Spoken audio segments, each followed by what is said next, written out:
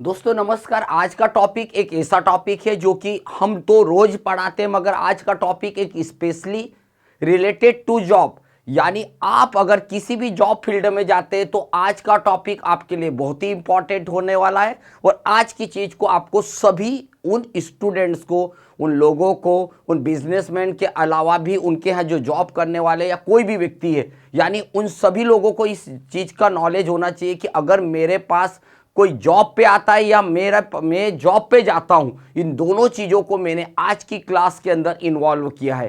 क्या होता है कि हर स्टूडेंट जब कुछ कोर्स करने के बाद जब वो जॉब करने की सोचता है तो उसके दिमाग में सबसे पहले आता है कि मुझे बहुत अच्छी से अच्छी जॉब मिले, अच्छा पैसा मिले। परंतु उस जॉब को करने से पहले क्या वह उन सभी चीजों के बारे में जानता है जो उससे जॉब पे जाने से पहले उसे तैयारी करना है। यानी बहुत शॉर्टकट अगर शब्दों में बोलूं तो अगर आपको इंटरव्यू में जा रहे तो आज की जो मैं चीजें आपके साथ शेयर कर रहा हूं वो सब चीजें आपको एटलीस्ट आना ही चाहिए। आपके लिए बहुत ही इंपॉर्टेंट है क्योंकि वो आपकी लाइफ में सभी चीजें होने वाली है। अगर आप एक फ्रेशर हो, अगर आप कोई जॉब के लिए जाते हो, तो मैंने अपने जितना भी एक्सपीरियंस है उसमें जितनी भी चीजें हमने फोकस की है उन सब चीजों को मैं आप लोगों के साथ में शेयर करने वाला हूं। तो देखते हैं आज की क्लास के अंदर हम किस किस तरीके से अपने जॉब को, अगर हम जॉब पे जाते इंटरव्यू देने के लिए, तो हमें क्या चीजें होना चाहिए, हमें किस किस चीज की प्रिपरेशन करना चाहिए, हम कौन कौन सी कमजोरियां हैं जो आज की क्लास के बाद अपने अंदर झांक के देख ले।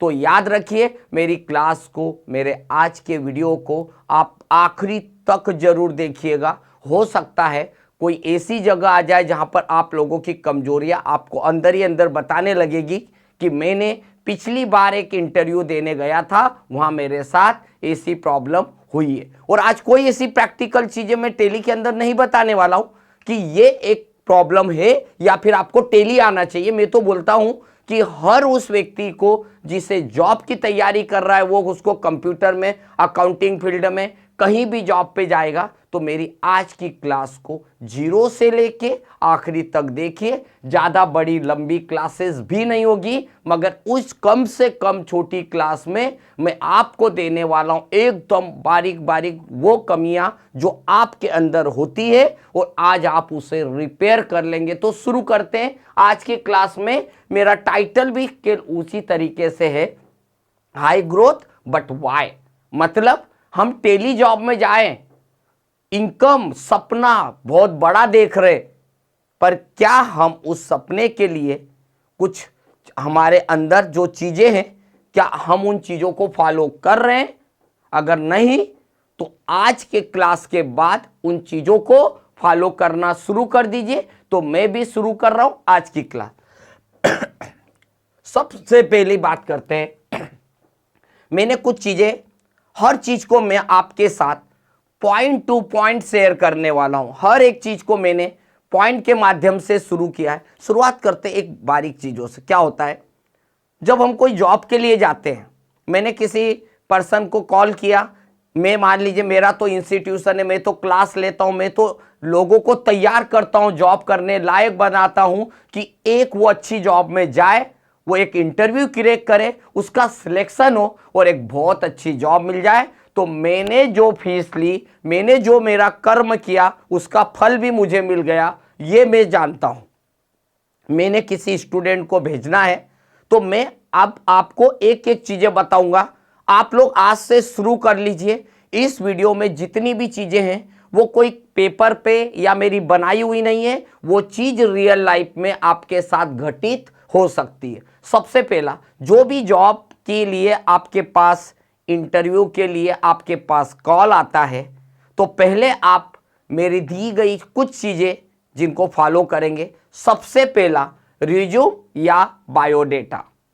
याद रखिएगा, रिज्यूम या बायोडेटा आपको अपना रेडी करना है।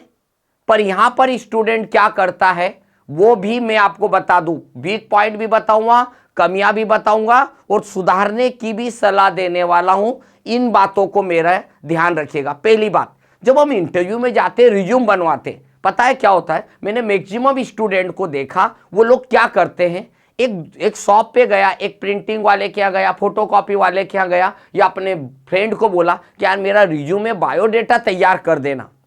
उस बंदे ने क्या करा, उस बायोडेटा के अंदर उस स्टूडेंट का नाम लिख दिया जिसका रिज्यूम बनाना था, उससे पूछकर डेट ऑफ बर्थ, उसके पेरेंट्स का नाम डाल दिया, उसका एड्रेस डाल दिया, मोबाइल नंबर डाल दी, और बोले आपका रिज्यूम तैयार। ये एक नहीं करते हैं, जितनी भी फोटोकॉपी की शॉप वाले होते हैं वो कुछ नहीं करते हैं, केवल कॉपी पेस्ट मारते हैं आपकी इंफॉर्मेशन की। पर आप जानते हैं वो इंफॉर्मेशन के नीचे लास्ट में आप एक लाइन लिखते हो, डिक्लेरेशन वाली लाइन लिखते हो, नहीं पता है तो बता दूं मैं आपको।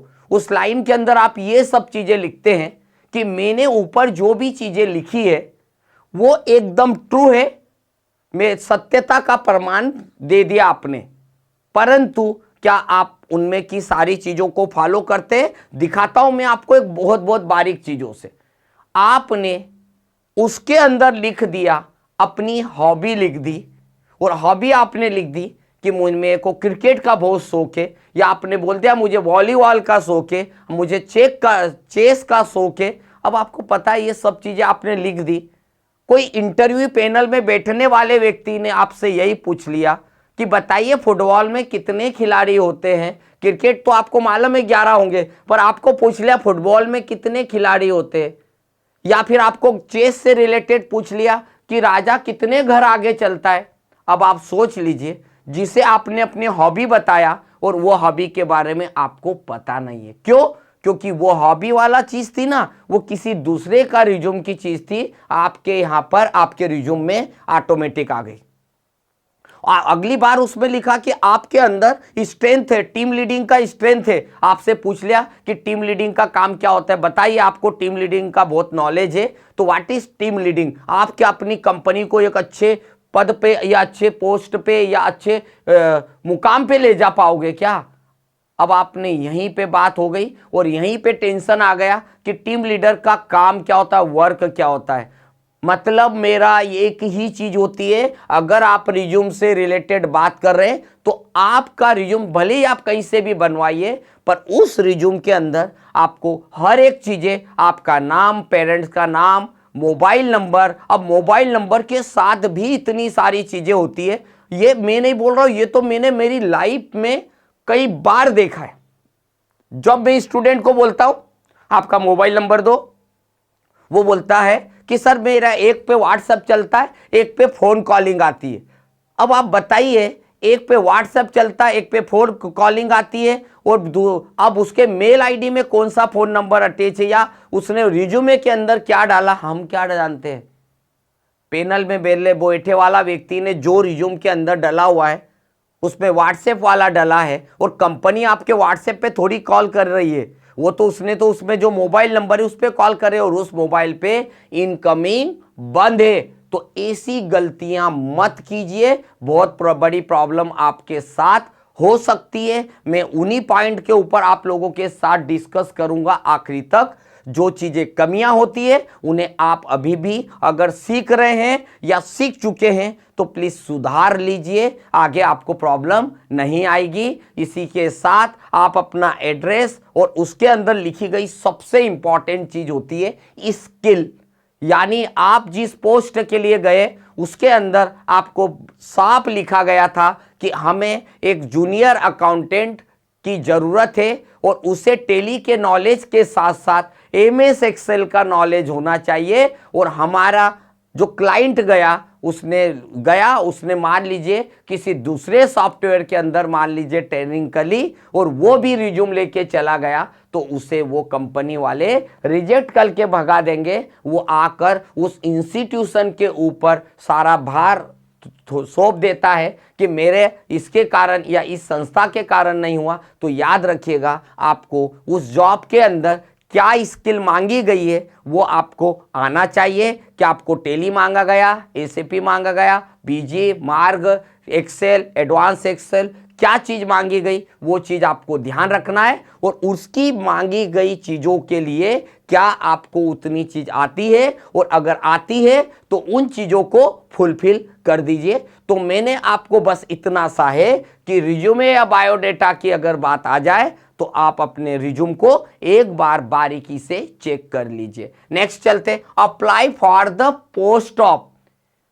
कई बार यहां भी एक बहुत सारी तकलीफ होती है कि सामने वाला डेटा एंट्री ऑपरेटर की जॉब के लिए आपको बुला रहा है, आप पहुंच गए टेली का रिज्यूमे लेके पहुंच गए, आपसे पूछ रहे टाइपिंग आती है, बोले मुझे नहीं आती है। आप इन सब चीजों को ध्यान दीजिए, इन सब चीजों पे आपको फोकस करना है। क्या आपने जिस पोस्ट के लिए अप्लाई कर रहे हैं, क्या आप उस पोस्ट के लायक हो, क्या आपको वो सब स्किल आती है जो उस पोस्ट के लिए मांगी गई है, ये बातें आपको आना चाहिए। तो याद रखिएगा, अगर जूनियर अकाउंटेंट है तो आप उसको देखिए, सीनियर अकाउंटेंट है तो देखिए आपको किस पोस्ट के लिए बुलाया जा रहा है, उस पोस्ट के बारे में थोड़ा सा सोचिए एंड देन रेडी हो जाइए, क्या हम उसके अंदर जा सकते। देखिए ये सब चीजें अगर होगी, जिस पोस्ट के लिए हमें बुलाया हमें आता है, तो हमें एक कॉन्फिडेंस जो होता है ना, आपके फेस के ऊपर एकदम ब्लिंक करता है, दिखाता है, ये मैंने फैक्ट देखा है। जो चीज हमें नहीं आती ना, उसका अंदर भी डर होता है और चेहरे पे भी डर दिखता है। याद रखिएगा, कई बार आप ऐसे स्टूडेंट हैं जो जॉब पे चले गए, उनको टैली नहीं आता, उन्होंने कहा चलो मैं इंटरव्यू में तो जाता हूं। जब वहां पर उनसे ऐसे क्वेश्चन किए जाते हैं और जब उनके पास आंसर नहीं होता है, उनका चेहरा देखने लायक होता है। कोई भी चीज आपको नहीं आ रही, मत जाइए उस इंटरव्यू पे, परंतु उसके पहले आप तैयारी जरूर कीजिए कि हो सकता है कि आपने उस समय वो चीजें कंप्लीट नहीं करी, बट अब जरूर कंप्लीट कर दीजिए। मैं आपको ये सारी चीजें, हर बारीक बारीक चीजें मैं आपके साथ इसीलिए शेयर कर रहा हूं कि मैंने इन सब चीजों के ऊपर, मैंने इंटरव्यू की पैनल में भी बैठा हूं, मैंने लोगों के साथ शेयर भी करा है, कई बार मैंने इंटरव्यूज भी लिए, बट याद रखिएगा मेरे पास जो कमियां आई, जो लोगों की कमियां आई, और आज भी हम स्टूडेंट को भेजते हैं, वो अब जाकर वापस आते हैं और उनके जहां पर वो जॉब के लिए गए थे, उनके बॉस जो होने वाले थे, उन्होंने मुझे कॉल करके भी बोला कि इस स्टूडेंट में ये प्रॉब्लम आई। तो हम भी बार बार उन चीज़ों को सुधारते हैं, बताते हैं, पर जो लोग उन चीज़ों को ध्यान नहीं रखते तो उनके लिए हम आपको जो वीडियो बना रहे, ऐसे वीडियो बना के भी देना शुरू करा है, क्योंकि हो सकता है कि मेरी वो बातें याद नहीं हो, और आज की जो वीडियो के अंदर जो मैं बातें बोल रहा हूं, अगर ये बातें भी याद हो गई तो उसका करियर बन सकता है। आगे बात करते हैं जूनियर या सीनियर अकाउंटेंट। ये एक बहुत इंपॉर्टेंट चीजें होती है। अकाउंटिंग फील्ड है, बहुत अच्छी है, मैं इसके बारे में भी आपके साथ डिस्कस करूंगा। कोई बोलता है इसमें लिमिटेशन है, इसमें अर्निंग अनलिमिटेड है, बस लिमिटेड अर्निंग अनलिमिटेड है, पर क्या आप उन इनकम के लिए मेहनत अनलिमिटेड कर रहे हैं? अगर ये चीज कर रहे हैं तो फिर ये वाली चीज भी आपके साथ होगी। तो आप जो भी पोस्ट के लिए कर रहे हो, उन्हें याद रखिए कि क्या क्या चीजें, तो अकाउंटिंग फील्ड में कितनी पोस्ट होती है, इन्हें लोग अकाउंटिंग में किस किस नाम से पुकारते हैं, ऐसी चीजें भी मैं आपको बता दूं। एक होती है, कोई कंट्रोलर होता है जो हमारे बिजनेस को कंट्रोल करने की पोस्ट पे जाता है, जिसे डिपार्टमेंट के लिए अलग अलग उनके ऊपर वर्क सौंप दिया जाता है, तो एक कंट्रोलर भी होता है। दूसरा होता है अकाउंट मैनेजर। इसका काम होता है, अकाउंट मैनेजर का, सारी की सारी चीज़ों को बिजनेस के अनुसार लोगों को भी मेंटेन करना है, स्टाफ को भी मेंटेन करना है, उन सभी चीज़ों के लिए इसका काम होता है। दूसरा होता है यानी अकाउंटिंग सुपरवाइजर होता है। सुपरवाइजर का काम होता है कंपनी के अंदर होने वाले हर एक वर्क की सुपरविजन करना, ऐसी चीजें। तो इसी तरीके से सीनियर अकाउंटेंट जो होता है वो पूरे, उसके नीचे कई प्रकार के जूनियर अकाउंटेंट हो सकते हैं, और इसी के साथ में कोई स्टाफ अकाउंटेंट होता है, कुछ पर्टिकुलर स्टाफ की चीज़ों को ही मेंटेन करता है, like HRA, TA, DA, VA, PF, loan, pay slip, payroll का काम करता है। और ऐसे ही जूनियर एंड बुक कीपिंग वाले का काम। अधिकतर जब आप जाओगे ना तो शुरुआत करोगे एज अ बुक कीपर। क्या होता है, जब आपको कंपनी बुलाती है ना, एकदम से आपके ऊपर बहुत सारा वर्क नहीं देती है, उनको भी आप पे ट्रस्ट नहीं होता है। वो आपको क्या करते, पहले छोटे छोटे काम है, एक बिल बुक दे दी, बोले एक काम करो परचेस के बिल चढ़ाओ, फिर थोड़े दिन बोला ये सेल्स के बिल चढ़ाओ। चढ़ाने का मतलब है कंप्यूटर में डालिए। जो उनके पास वर्क हो रहा था उसके वर्क को पहले डालना सिखाया, फिर आपकी एंट्रियां चेक करने के लिए एक जूनियर अकाउंटेंट चेक करता है कि ये बुक कीपर यानी एक जो अभी सिंपल व्यक्ति आया, अकाउंटेंट आया, इसको सही साठ काम आ रहा है कि नहीं। तो धीरे धीरे ट्रस्ट बनते जाता है। और याद रखिएगा, आपको भी शुरुआत होती है, आप भी मत ये सोचिए कि एक दिन में आपको आ जाएगा और आप बहुत बड़े पोस्ट पे चले जाओगे, नहीं होता। कई बार स्टूडेंट ये बोलता है कि सर हमने जो अकाउंटिंग सीखी थी वहां पर एकदम वैसा काम नहीं होता है। तो ये भी सही बात है, पर याद रखिएगा कैसे काम होता है। याद रखिएगा, कोई भी व्यक्ति गाड़ी चलाना सीखता है, मान लीजिए उसने ड्राइवरी सीखी और वो बस चलाने गया और बस वाला बार बार कंडक्टर बोलता है कि भैया वहां रोक दो, फिर बोलता आगे बढ़ाओ, फिर बोलता रोको। तो क्या उसे ये सिखाया थोड़ी गया था कि रोकना है, बंद करना है, चालू करना है, आगे बढ़ना है? ये तो उसके अंदर काम था। हमने अकाउंटिंग को आपको सिखाया पूरा है, पर कहां पर कौन सी चीज यूज करना है, उनके बिजनेस में क्या क्या चीज हो सकती है। मैंने रमेश का नाम बताया था अकाउंटिंग सिखाते समय, वहां दीपक का नाम है। मैंने यहाँ पर टीवी बेचना, मोबाइल बेचना की एंट्रियां सिखाई थी, वहां पर सीमेंट बेचने का होगा। तो आपके साथ ये नहीं है कि हमने आपको अकाउंटिंग दूसरी सिखाई। भाई अकाउंटिंग तो वही है, कारपोरेट अकाउंटिंग होती है, आपको बिजनेस अकाउंटिंग होती है। हर एक का अलग अलग तरीका हो सकता है, काम नहीं हो सकता। डेबिट डेबिट होगा, क्रेडिट क्रेडिट होगा, तीनों नियम काम करते हैं। इंटरव्यू में जाएंगे, आपको वो तीन नियम याद होना, debit the receiver, credit the giver, debit what comes in, credit what goes out, और all the incomes are debit और expenses are debit, income are credit. ऐसी सारी चीजें आपको सिखाई गई है। ऐसे जो भी नियम है उन्हें भी आपको समझना आना चाहिए। मतलब मेरा सिंपल सा है कि जब आप अकाउंटिंग की पोस्ट पे जाते हो, भले ही आपको जॉब में थोड़ा स्लो ग्रोथ मिलेगी, मगर मैं आपको ये पक्का बता दूं ग्रोथ आपकी बहुत फास्ट होगी। पर उसके लिए थोड़ा सा पेशेंस रखना है। महीने 2 महीने में आप और अच्छा काम सीखोगे, 6 महीने में उससे अच्छा सीखोगे, और साल भर बाद ये भी मैं बता दूं कि आप ये भी बोलोगे कि मैं अब इस कंपनी में जॉब नहीं करूंगा, मुझे दूसरी कंपनी में जाना है। क्यों? क्योंकि आपको अब इतना कॉन्फिडेंस आ चुका है, इतनी चीजें आने लग गई है, जिससे आपको अब डर नहीं है। और याद रखिएगा, पहला दिन वही था जिस दिन डर था। तो या बस आपको ये करना है, आप अपने काम पे ध्यान दीजिए, काम करने पे ध्यान दीजिए, कमियां क्या क्या हो सकती है, सुधारना क्या क्या है। मैं आज की क्लास से इसके अंदर सभी चीज़ें आपके साथ शेयर करूंगा, कोशिश करूंगा इसमें कमेंट के बाद क्या क्या सुधारा जा सकता है, उसके बाद अगले वीडियो में फिर मिलेंगे। वो सब डिपेंड करता है आपके काम, आपकी तरीका, आपके वर्क के ऊपर, और सबसे बड़ा होता है आप कितने लगनशील हो, आपको कितना अपनी चीज़ों को फॉलो करते हो सीखने में। तो याद रखिएगा, आगे बढ़ते हैं हम लोग। अब कई बार जाता है व्यक्ति, मानते हैं कि वो जिस जॉब में जिस पोस्ट के लिए गया वो टेली के लिए गया था, और जाना उसे टेली अकाउंटिंग के लिए गया था। परंतु कई बार ये होता है कि भाई उससे इंटरव्यू में ये पूछ लिया कि बताओ टेली के अलावा मार्केट में और कौन कौन से सॉफ्टवेयर चलते हैं। पर ये व्यक्ति को केवल इतना ही नॉलेज है कि सर बस टेली मैंने सीखा और टेली आता है। बट ऐसा नहीं बोलना है।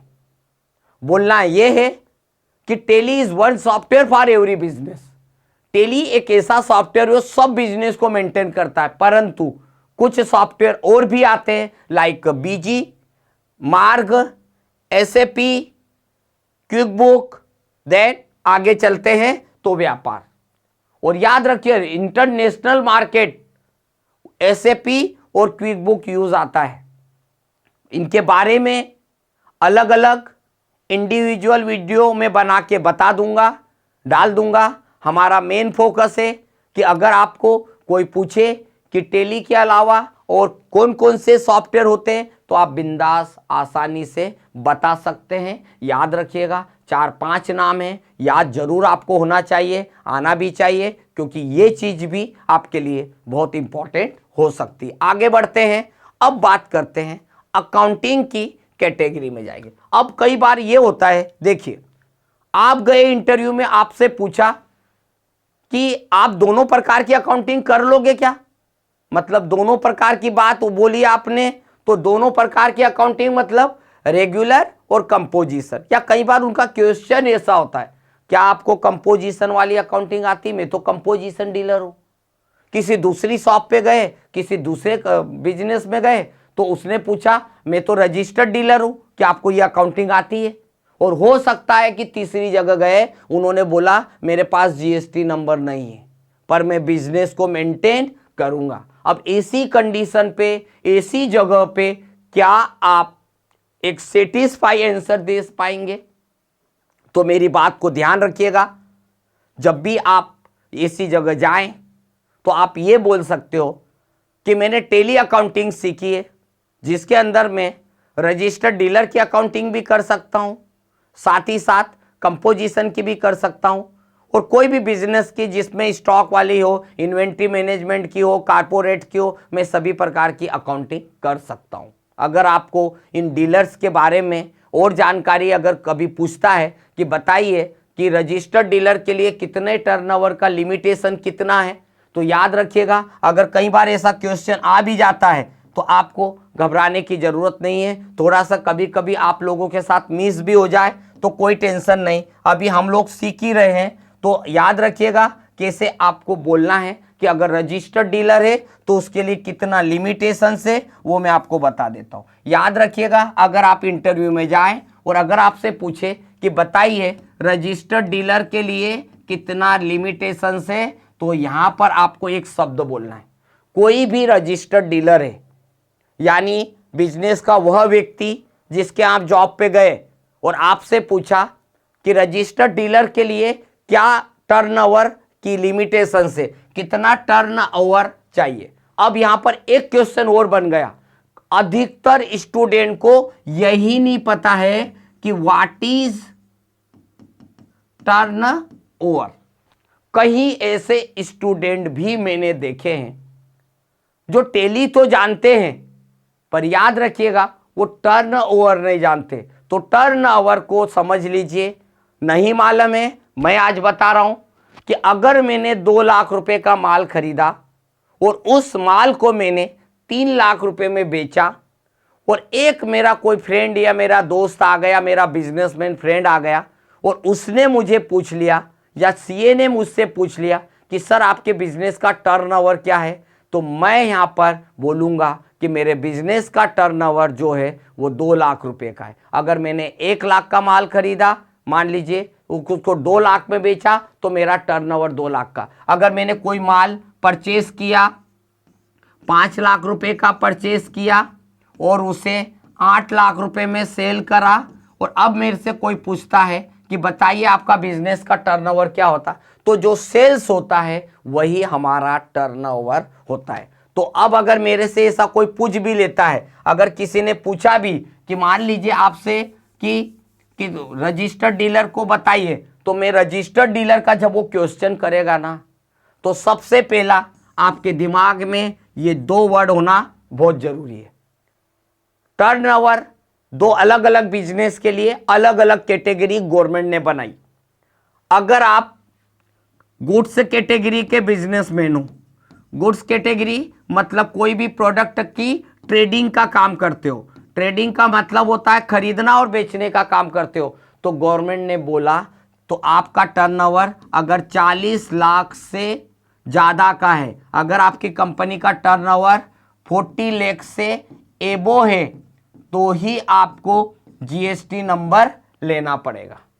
परंतु अगर आप सर्विस कैटेगरी में अगर आपका बिजनेस है, यानी आपकी होटल है, आप स्कूल है, कोचिंग है, कॉलेज है, इंस्टीट्यूशन है, ट्रांसपोर्ट है, अगर इवेंट मैनेजमेंट का काम करते हैं, तो मान लीजिए इसमें काम करते हो तो आपके लिए गवर्नमेंट ने बनाया है कि अगर आपकी कंपनी का टर्नओवर अगर 20 लाख से ज़्यादा है तो आप जीएसटी नंबर लेने की जरूरत पड़ेगी, अदरवाइज नहीं पड़ेगी। जब आप इतना प्यारा आंसर अगर दे देंगे अगर किसी को भी, तो एक बात तो पक्की है कि वह व्यक्ति जो इंटरव्यू लेने के लिए बैठा है वो ये तो जरूर सोचेगा कि अगला क्वेश्चन करूं या नहीं करूं। ये उसके दिमाग में आ जाएगा कि जो बंदा इंटरव्यू देने आया है उसे जीएसटी का नॉलेज जरूरी है। और आज कोई भी कंपनी ये चाहती है कि आपके पास जो नॉलेज होना चाहिए वो लेटेस्ट होना चाहिए, अपडेटेड होना चाहिए, अदरवाइज वो आपको आउटडेटेड समझेगा। और जब वो उसने आउटडेटेड आपको समझ लिया तो ये भी समझ जाइए कि वो वैकेंसी, वो जॉब आपके पास से जाती हुई नजर आ रही है। ये सभी चीजें आपको मैं अपडेट करते चल रहा हूं और मैं आपको हमेशा एक ही वर्ड बोलता हूं, हमारी जितनी भी क्लासेस होती है वो हमेशा हम लोग अपडेटेड ही हमेशा सिखाते आए हैं। मैंने आपको कई बार बोलता हूं, हमेशा क्लास के अंदर बोलता हूं कि आप वीडियो को देखते रहिए। चैनल को सब्सक्राइब नहीं किया है तो करके रखिए, क्योंकि हम टाइम बाय टाइम जब भी सरकार गवर्नमेंट अपने रूल बदलती है हम अपने वीडियो के अंदर उन लेटेस्ट रूल को लाते हैं और आप लोगों के पास प्रेजेंट करते हैं, आप लोगों को हम सिखाते हैं। तो आप सीख जब भी पाओगे, आपके पास इंफॉर्मेशन हमारी चीज़ों की तभी मिल पाएगी, तभी जाएगी जब आप हमारे चैनल को सब्सक्राइब करेंगे। तो याद रखिए, अगली चीज़ों के लिए अपडेट रहने के लिए सब्सक्राइब करके रखिएगा। अब इतना होने के बाद अगर कंपोजिशन कैटेगरी के बारे में पूछा जाए, अगर हो सकता है दूसरे दुकानदार के पास गए, दूसरी कंपनी के पास गए, उन्होंने बोला कि सर मैं तो कंपोजिशन डीलर हूँ, या फिर मान लीजिए आप इंटरव्यू में गए और आप ही से पूछ लिया किसी ने, जहां जो क्योंकि वो कंपनी कंपोजिशन कंपनी थी, और आप ही से पूछ लिया कि बताइए कि कंपोजिशन डीलर मैं हूं तो मेरे लिए क्या क्या नियम काम करेंगे। टॉपिक क्वेश्चन बहुत इंपॉर्टेंट पूछा उसने। इंटरव्यू में बैठने वाले व्यक्ति ने बहुत ही इंपॉर्टेंट क्वेश्चन किया आपसे, मैं कंपोजिशन बिजनेसमैन हूं और मुझे ऐसे अकाउंटेंट की जरूरत है जो कंपोजिशन बिजनेस को भी मेंटेन कर सकता है। तो आपको उन सभी चीजों के बारे में आना चाहिए जिस बिजनेस के लिए आपको पूछा गया। भाई आपको रजिस्टर्ड के बारे में मैंने बताया, तो कंपोजिशन के कुछ 3 या 4 पॉइंट है, उसको रट लीजिए, पढ़ लीजिए। और वैसे भी अगर आपने टेली अकाउंटिंग सीखा है, टेली अकाउंटिंग की जॉब में जा रहे हो, तो मेरे हिसाब से ये भी आपको पता होगा। तो चलिए, पता नहीं है, मैं वही सिखाने के लिए क्लास में आया हूं। तो पहली बात, कंपोजिशन डीलर कौन बन सकता है? ऐसी कंपनियां जिनका टर्नओवर 75 लाख से लेकर 1.5 करोड़ से बिलो है, यानी ऐसी कंपनियां जिनका टर्नओवर 1.5 करोड़ से कम है। अगर ऐसी कंपनियां कंपोजिशन में जाना चाहती है, कंपोजिशन बिजनेस करेगी, बिजनेस वही होता है, बस कंपोजिशन डीलर को माल के टोटल टर्नओवर पे 1% गवर्नमेंट को टैक्स देना पड़ता है। यानी कंपोजिशन के लिए ये रूल होता है कि उसे माल के टोटल टर्नओवर पे केवल देना पड़ता है, तो केवल 1% जीएसटी देना पड़ता है। ओनली 1% जीएसटी टैक्स लगेगा अगर आप ट्रेडर हो। ट्रेडर का मतलब होता है, ये भी जान लीजिए, ऐसी कंपनियां जो माल खरीदती है और बेचती है तो उसे कहा जाता है ट्रेडर। याद रखिए, मैंने आपके लिए पूरी मेहनत करी है, हर एक बारीकियां आपके लिए यहाँ पर मैं बताऊंगा। उसके बाद आप बताइएगा, बाद में भी कमेंट करके मेरे से पूछना चाहेंगे पूछ लीजिएगा। अभी आपका फोकस केवल जॉब के लिए चाहिए कि क्या होना चाहिए। And third point is my कि भाई और कंपोजिशन में क्या होगा, तो भैया एक बहुत इंपॉर्टेंट पॉइंट, अगर आप जॉब करने गए और वो कंपोजिशन दुकानदार है तो वो अपना माल किसी दूसरी स्टेट में नहीं बेच सकता। मतलब no goods sales in another state.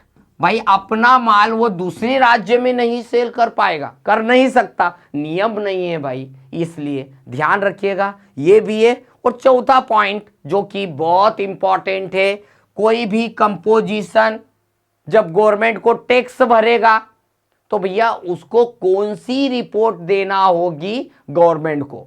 Report मतलब आपका सही में आपके नॉलेज का परिचय रिपोर्ट से ही होता है कि भैया GSTR 1 देंगे, 2 देंगे, 3 देंगे, 4 देंगे। तो ये बात आपको ध्यान रखना बहुत जरूरी है।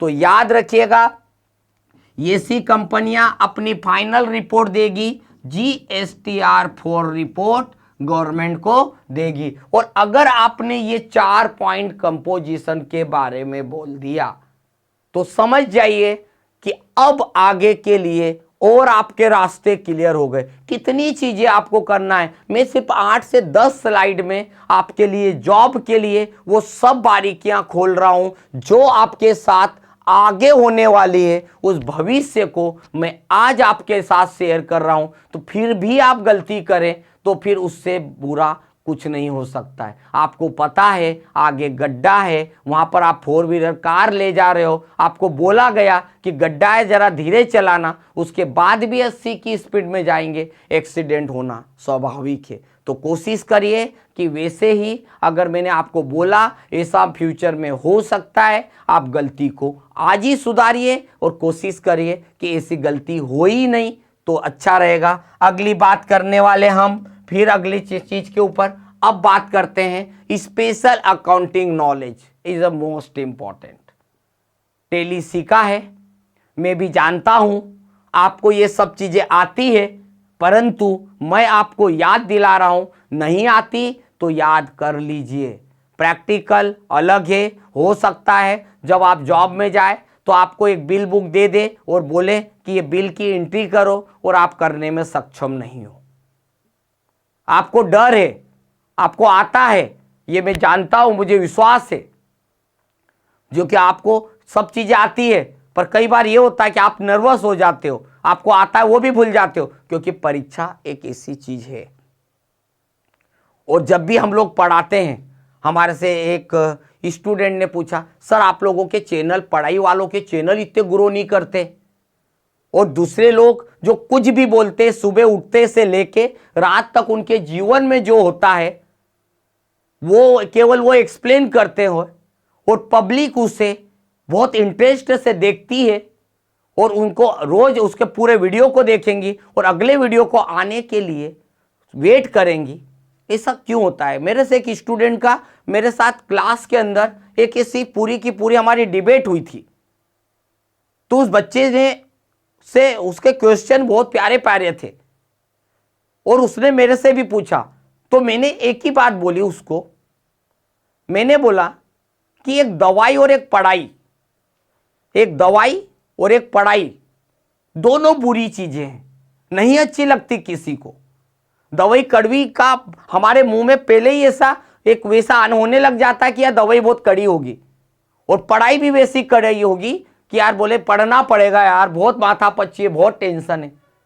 तो फिर हमारे उस पर नहीं आएंगे, जबकि पढ़ाई ज्ञान ही उसके भविष्य का आईना होता है, जो भविष्य में उसे काम आएगा, पर वो उसे नहीं करेगा, क्योंकि हम आपके लिए हर एक चीज तैयार कर रहे हैं। ऐसा कोई नहीं करेगा, कितना दे पाएगा, मगर उनके वो इसलिए होता है क्योंकि वो उसके इंटरेस्ट की चीजें हैं। हर फैमिली में ऐसा देखेंगे, अरे अपने जीवन की चीजों को देखना चाहिए, वो लोग जो कर रहे हैं उनके जीवन से क्या देखना। उन्हें सुबह उठे, खाना खाया, फिर घूमने चले गए, फिर वो करा वो करा, ऐसा उनके जीवन में रोज हो रहा है, आपके जीवन में भी होता है। अरे आप कुछ नया क्या कर रहे हैं वो ध्यान रखिए। मैं आपके जीवन में करियर देने वाला हूं, जिससे आप कुछ ऐसे लोग होंगे जो फ्रेशर है, जिसकी जॉब लगेगी मेरी इन बातों को सुन के, और उसके घर में इसी चीज से पैसा आएगा जो उसके लिए इंपॉर्टेंट है। परंतु जिसके हम वीडियो देख रहे हैं, जिसका जीवन डेली चल रहा है, आपके देखने से उसको पैसा मिल रहा है, पर उसके काम से आपको 1 रुपया भी नहीं मिलेगा।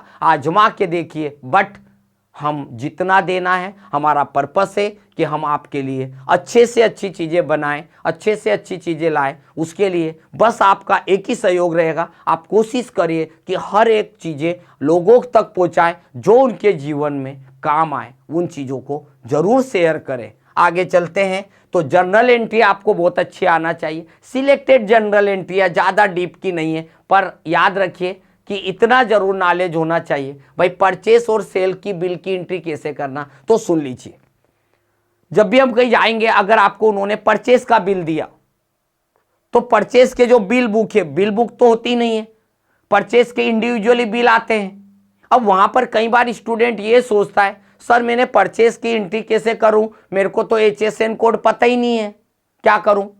आपको नहीं याद करना है, उनका जो बिल आया उसमें ऑलरेडी HSN कोड मेंशन है, यूनिट उसमें डली हुई है, ग्रुप उसमें डले हुआ है, आइटम उसमें दिख रहा है, आपको रेट आपको दिख रहा है। आप घबराओ मत, पहले देखो तो उसको।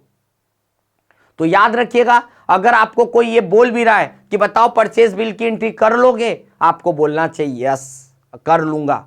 HSN कोड के बारे में पूछे तो क्या, जो परचेज का बिल आ रहा है उसमें HSN कोड मेंशन होता है। जिस GST रेट पे माल खरीदा उस GST रेट पे हम सेल करेंगे।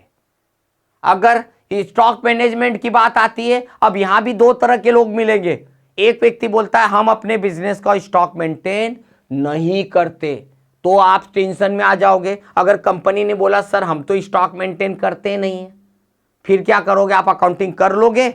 दूसरा बोलता है सर हम स्टॉक मेंटेन करते हैं, क्या आप हमारा बिजनेस मेंटेन कर लोगे। इन दोनों कंडीशन की चीजें आप लोग पहले भी सीख चुके हो या सीखोगे। याद रखिएगा, दो तरह के का बिजनेस होता है। अगर आपको स्टॉक मेंटेन नहीं करना है, बस आपको अकाउंटिंग में टेली के अंदर क्या सेटिंग करना होती है वो हम लोग आपको पढ़ा दिया। और नहीं भी हो तो याद रखिएगा, हमारा यूट्यूब चैनल पे जाइए, परचेज सेल GST वाइज और एक गुड्स वाइज GST, दोनों वीडियो को ध्यान से देख लीजिएगा। अगर नहीं हो तो मैं कमेंट में लिंक डाल दूंगा, जहां पर आप देख सकते हो कि अगर आइटम वाइज बिजनेस को कैसे मेंटेन करते हैं और गुड्स वाइज बिजनेस को कैसे मेंटेन करते हैं, ये दोनों चीजें भी मैं डाल दूंगा। आप वहां से भी जाकर देख सकते हो, बहुत प्यारे चीजें हैं। आपका इंटरव्यू भी हो जाएगा और आपको चीजें भी अच्छे से समझ में आ जाएगी। बैंक रिकंसिलिएशन और बहुत बड़ी प्रॉब्लम, लोगों को बिल का स्टेटमेंट, बैंक का स्टेटमेंट बच्चों को, स्टूडेंट को और नए अकाउंटेंट की पोस्ट पे जाते इन्हें डालते नहीं आता है।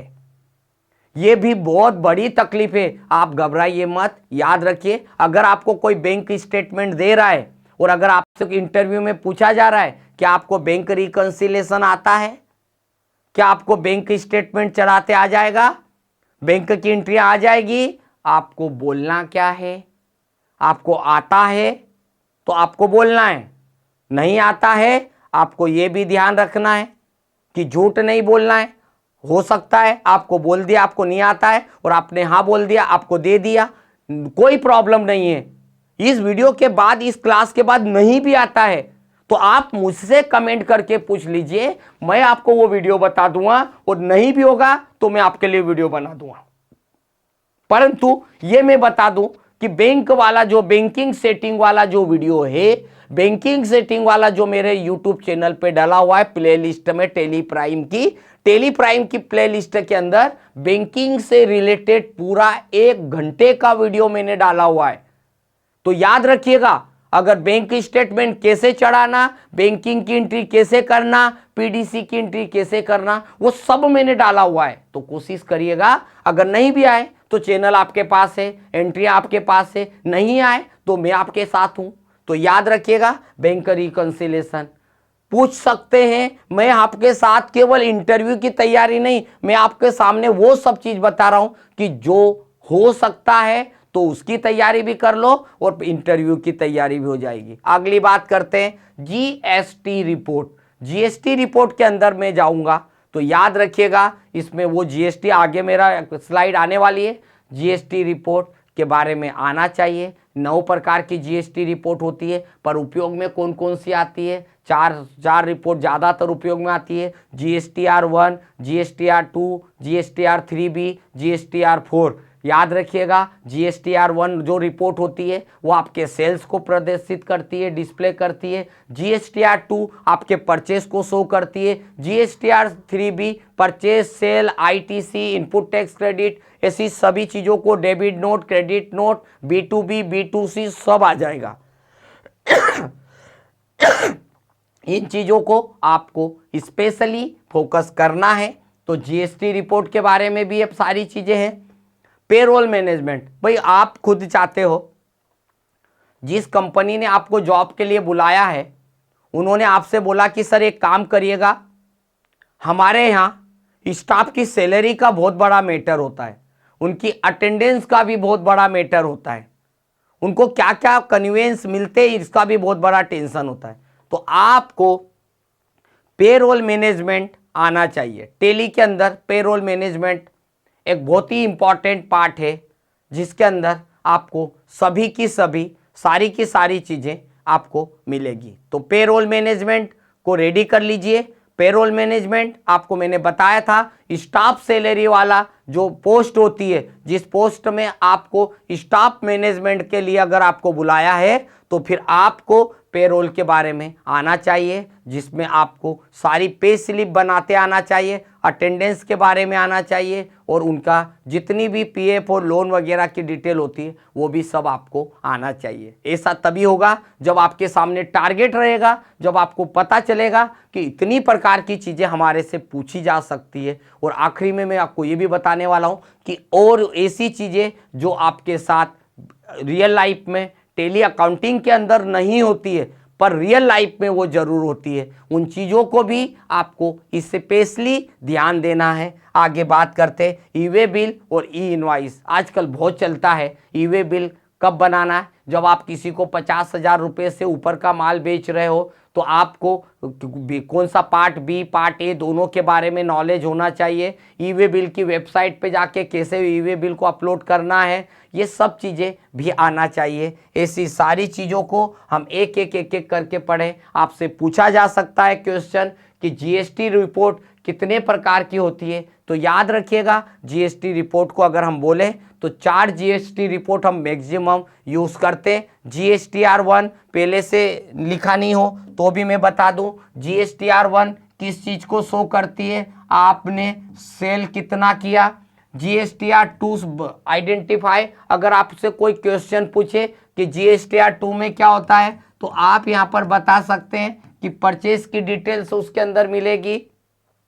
अगर GSTR3B के बारे में पूछे तो इसके अंदर परचेस, इसके अंदर सेल्स, इसके अंदर डेबिट नोट, क्रेडिट नोट, और इसके बाद और भी इंफॉर्मेशन सारी आ जाएगी। और GSTR4 उस कंपोजिशन डीलर के लिए है जो कि माल के टोटल टर्नओवर पे 1%। और TDS अपने आप में एक अलग ही टॉपिक होता है। TDS के लिए तो ये व्यक्ति की इनकम के ऊपर कैसे वो लगाया जाता है उसके बारे में भी हम पढ़ेंगे। पर यहाँ एक चीज़ और इम्पॉर्टेंट है, पर GSTR1 का भी एक नियम है। वो नियम ये है कि अगर आपकी कंपनी का टर्नओवर 1.5 करोड़ से एबो है, यानी आप जिस कंपनी में जॉब कर रहे हैं अगर उस कंपनी का सेल्स टर्नओवर 1.5 करोड़ से एबो है तो यह रिपोर्ट जो GSTR1 रिपोर्ट है वह आपको देना पड़ती है मंथली। और अगर आपकी कंपनी का टर्नओवर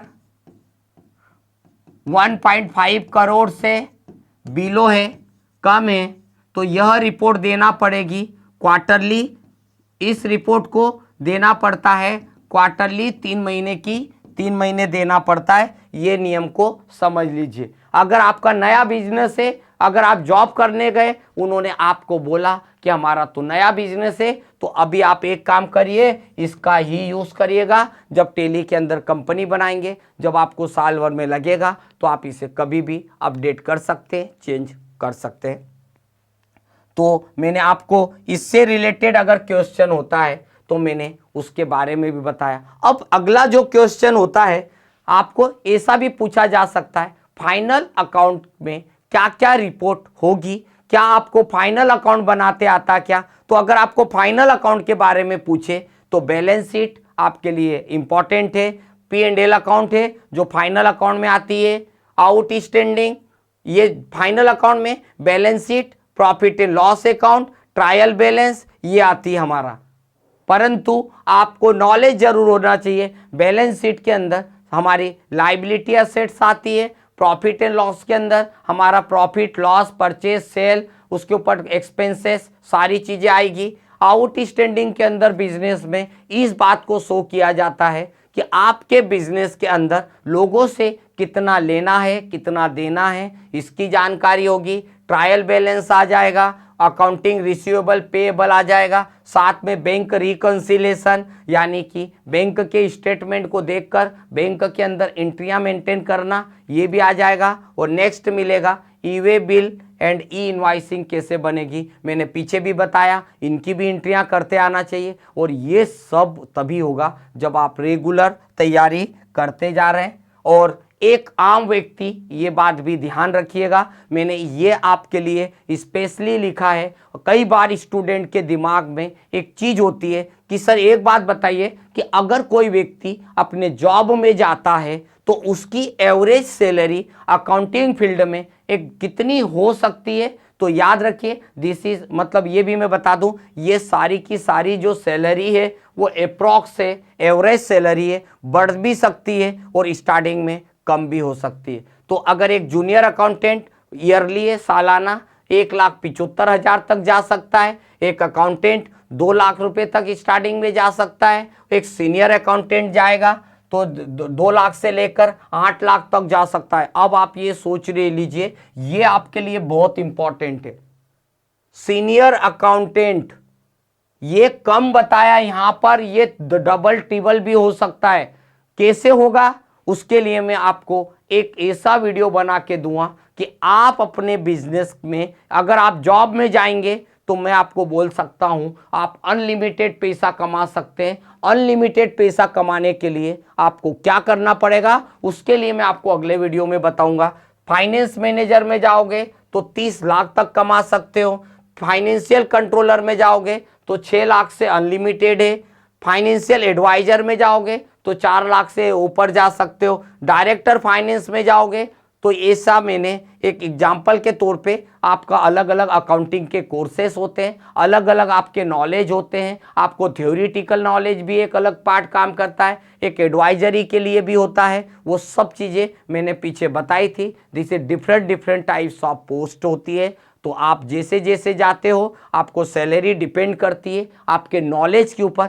पर ये मैं पक्का बता दूं, अगर आपने अपनी सैलरी की शुरुआत अगर 10,000 प्लस से की तो ये भी मैं आपको बता दूं 5 साल के अंदर, मिनिमम 5 साल में बता दूं, आपको इतना लगेगा, इसमें आप 50 से 60 हजार रुपये से भी ऊपर आप कोशिश करिए, आप 10 लाख से 15 लाख के पैकेज में आसानी से जा सकते हो। पर शर्त है कि आप कितना नॉलेज गेन करते हो, आगे चल के आप कितना अच्छा, ज़्यादा से ज़्यादा चीज़ें आपको आना चाहिए और आप इसके लिए कितनी अच्छी मेहनत करोगे। तो सैलरी एक अलग ही चीज़ होती है, डिपेंड करती है आपके नॉलेज के ऊपर। बस इतनी चीज़ें ध्यान रखिएगा। मैंने कुछ चीज़ें आपके लिए रखी है कि कौन सा वर्जन आपने सीखा है, इस चीज़ को ध्यान रखिएगा। जीएसटी के बारे में नॉलेज ज़रूरी है, अपने रिज्यूम में वही लिखे जो सही हो।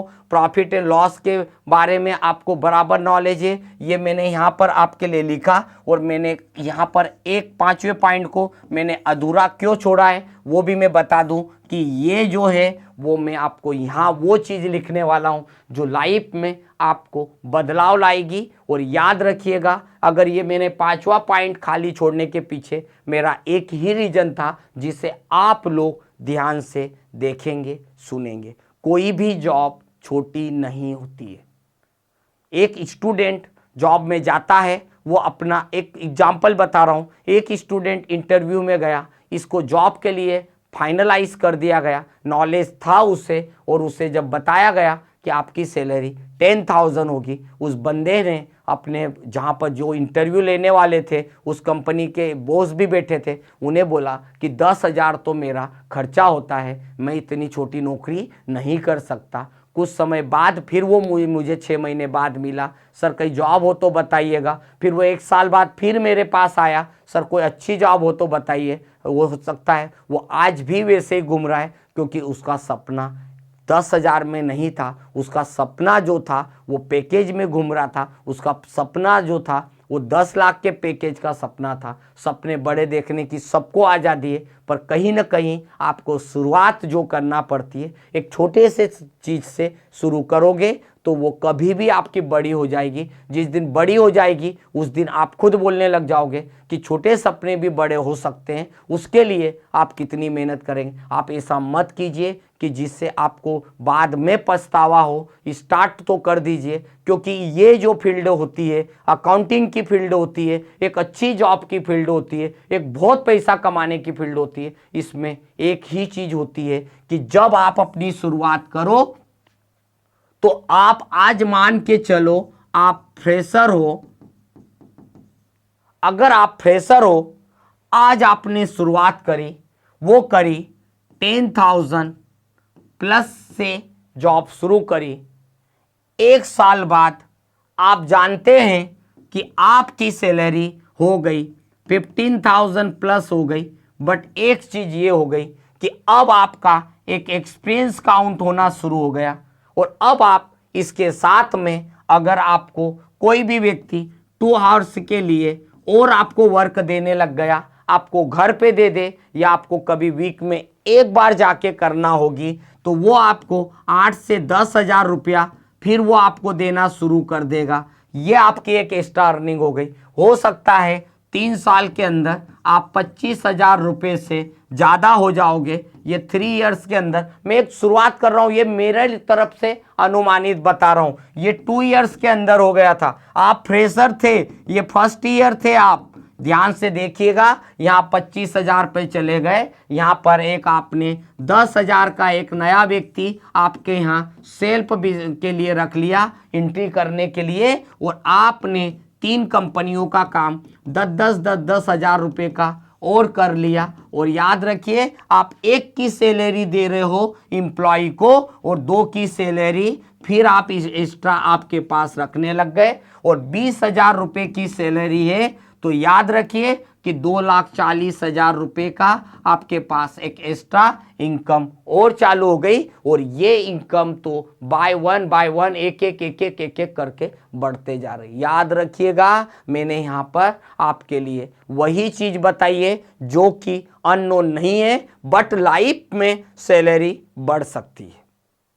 मैं एजुकेशन की बात करता हूं तो एजुकेशन अपनी जगह है, पर उसके साथ में प्रैक्टिकल उससे भी ज़्यादा ज़रूरत है। आपको प्रैक्टिकली नॉलेज होना चाहिए। एक व्यक्ति था, मैं आपको एक रियल स्टोरी बताने वाला हूं। याद रखिएगा, उस व्यक्ति की इनकम मैंने कुछ परसेंट यहाँ शो करी, मगर याद रखिएगा एक व्यक्ति था जिसका एजुकेशन 10th फेल था, बट उसने अपनी मेहनत करी और मेहनत करके टेली में जॉब शुरू करी। उसकी जॉब थी केवल 6,000 रुपीज़ पर मंथ। उसने एक जगह जॉब शुरू करी, 6 महीने बाद एक का काम और शुरू करने लग गया, वो पहुंच गया 10,000 की जॉब पे। फिर उसने फिर काम करते रहा। फिर वीक में जैसे कंपनियों के हॉलीडे होते हैं, संडे हॉलीडे रहता है, एक कंपनी के पास फिर गया। वहाँ पर फिर उन्होंने बोला कि आप एक बार वीक में आइएगा, आपको हम 5,000 रुपये देंगे।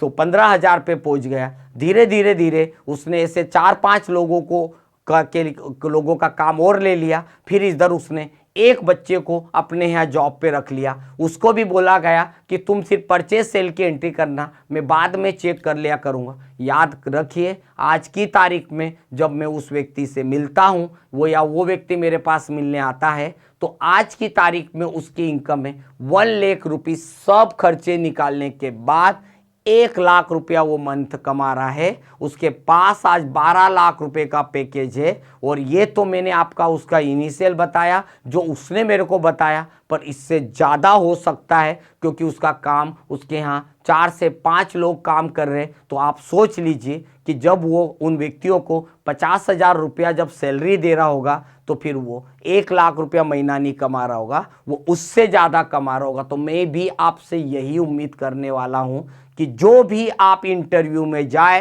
फुल कॉन्फिडेंस के साथ इंटरव्यू दे, डरने की कोई ज़रूरत नहीं। आपने अपने रिज्यूम के अंदर वही चीज़ लिखी है, जो चीज़ें उन्हें चाहिए वही चीज़ें आपने लिखी है। और सबसे बड़ी बात है, आप उनके साथ 2-3 कमिटमेंट याद से कर दीजिए। कमिटमेंट करने में आप मत घबराइए। पहला कमिटमेंट अक्सर वो आपसे एक ही कमिटमेंट चाहेंगे, और पहला कमिटमेंट है कि आप कितने समय तक हमारे यहाँ जॉब करोगे। पहला कमिटमेंट वो यही आते हैं कि कितने समय तक जॉब करोगे, क्योंकि उनका ये मकसद होता है कि बच्चे को, व्यक्ति को हम सिखाएंगे। भले ही आपको बहुत कुछ आता है, आप ज़्यादा टाइम, तो कमिटमेंट करिए कि हम आपके साथ काम करेंगे। अगर आप टाइम, सैलरी अगर हमारी बराबर इंक्रीमेंट होते ही चले जाएगी, हम आपके साथ हमेशा रहेंगे। इस बात को ध्यान रखिएगा। दूसरा कमिटमेंट, कभी भी आप जॉब करें तो किसी भी बिजनेस की, नो पर्सनल इंफॉर्मेशन शेयर। ये कोई इंटरव्यू की चीजें नहीं है, पर आप एक बिजनेस में जॉब कर रहे तो अपने उस बिजनेस वाले की डिटेल को किसी दूसरे बिजनेसमैन के साथ या कॉम्पिटिटर के साथ लाइफ में कभी शेयर मत करिएगा, अदरवाइज आपकी जॉब खतरे में पड़ सकती है। ये बात को भी आपको स्पेशली ध्यान देना है। ये सब चीज़ें हम लोग लाइफ में फेस कर करके आप लोगों के लिए आए, क्योंकि व्यक्ति क्या होता है, कभी कभी भावनाओं में बह जाता है। कोई उसके कॉम्पिटिटर वाले ने उसके अंदर से चीज़ें, इंफॉर्मेशन लेने के लिए आपकी कुछ तारीफ कर दी, और आपने उसके सामने पूरा की पूरा काला चिट्ठा जो भी है वो सारी की सारी चीज़ें आपने निकाल के रख दी। वो बातें आपको ध्यान रखना है। ऐसी बातें किसी के साथ जॉब की नहीं करना है, अदरवाइज आपके साथ प्रॉब्लम हो सकती। आज का वीडियो अगर आपको पसंद आए, आपको लगे कि मैंने इसमें इंफॉर्मेशन ज़्यादा से ज़्यादा दी है, और अगर आपको ऐसा लगे भविष्य में कि और कुछ हमें अपडेटेड चाहिए, तो वो फिर से आप हमारे और भी कमेंट करके पूछ सकते हैं, और अगला वीडियो फिर मैं आपके साथ इसी प्रकार की जानकारियों के लिए लेकर आऊँगा। तब तक आप वीडियो को देखिए, कोशिश करिए आप इसमें से कितना अपने आप को अपडेट करते, और अपडेट करने के बाद तैयार हो जाइए। आपके लिए जॉब वेट कर रही है, और जॉब की कमियां नहीं है, करने वालों की कमी है। बट आपके अंदर स्किल अगर है तो आपके लिए अनलिमिटेड जॉब्स अवेलेबल है। कोशिश करके देखिए। लिंक्डइन पे जाइए, आप चले जाइए, लिंक्डइन पे अकाउंट बनाइए। लिंक्डइन एक वेबसाइट है जहां पर स्किल के अनुसार मल्टीपल जॉब्स ओपन होती है, और इस वेबसाइट पे जाके अपने पेज बनाइए, अपनी इंफॉर्मेशन बनाइए, और उसके अंदर एक अच्छा सा रिज्यूमे डाल के शेयर कीजिए। नौकरियां कैसे आती है आप खुद देखेंगे। फिर मिलते हैं अगले वीडियो में इसी प्रकार की जानकारियों के साथ। तब तक नमस्कार।